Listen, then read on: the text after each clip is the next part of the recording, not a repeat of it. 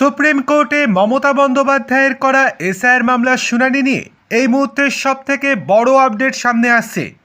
বুধবারের পর সোমবারও কি সুপ্রিম কোর্টে সওয়াল করবেন মুখ্যমন্ত্রী মমতা বন্দ্যোপাধ্যায়? এই দিন ফের এসআইআর মামলার শুনানি রয়েছে। এর আগে বুধবারের শুনানিতে প্রয়োজনীয় কর্মী চেয়েও না পাওয়ার অভিযোগ করেছিল নির্বাচন কমিশন। পিটিআই সূত্রের খবর, সোমবারের শুনানির আগে ৮,৫০৫ জন গ্রুপ বি অফিসারকে ছাড়তে প্রস্তুত বলে নির্বাচন কমিশনকে চিঠি পাঠিয়েছে নবান্ন। এখন প্রশ্ন হচ্ছে যে আজকে কি সওয়াল করবেন মমতা বন্দ্যোপাধ্যায়? চলুন বিস্তারিত দেখে নেওয়া যাক। তার আগে আপনাদেরকে অনুরোধ, ভিডিওটি ভালো লেগে থাকলে লাইক, কমেন্ট, শেয়ার এবং সাবস্ক্রাইব করতে একদম ভুলবেন না। চলে আসি বিস্তারিত খবরে। এসআইআর মামলায় বুধবার সুপ্রিম কোর্টে নজিরবিহীন দৃশ্য দেখেছে পশ্চিমবঙ্গ সহ গোটা দেশ।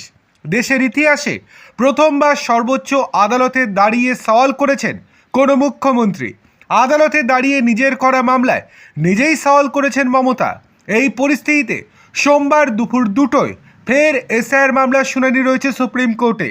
প্রধান বিচারপতি সূর্যকান্ত, বিচারপতি জয়মাল্য বাগচি এবং বিচারপতি এন.ভি. আঞ্জরিয়ার বেঞ্চে এই মামলার শুনানি হবে।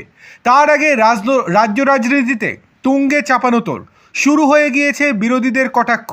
বিরোধী দলনেতা শুভেন্দু অধিকারী বলেছেন, মনে হয় যাচ্ছে না, কালকে যান, কিন্তু কানে তুলো লাগিয়ে যাবেন। গাড়ি থেকে নামার আর ওঠার সময় চোর চোর শব্দ না শোনে।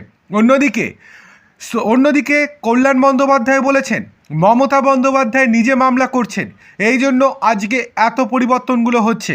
পিটিআই সূত্রের খবর, এসআইআর এর কাজের জন্য ৮,৫০৫ জন গ্রুপ বি অফিসারকে তারা ছাড়তে প্রস্তুত বলে নির্বাচন কমিশনকে মেল করেছে রাজ্য। এখন প্রশ্ন হচ্ছে, সুপ্রিম কোর্টে দাঁড়িয়ে সোমবারও কি সওয়াল করবেন মমতা? সূত্রের খবর, সোমবারের শুনানিতে মমতা বন্দ্যোপাধ্যায়ের উপস্থিত থাকার সম্ভাবনা খুবই ক্ষীণ। তবে ভার্চুয়াল মাধ্যমে শুনানিতে যোগ দেবেন তিনি, এই রকমটাই জানা যাচ্ছে তৃণমূল সূত্রে।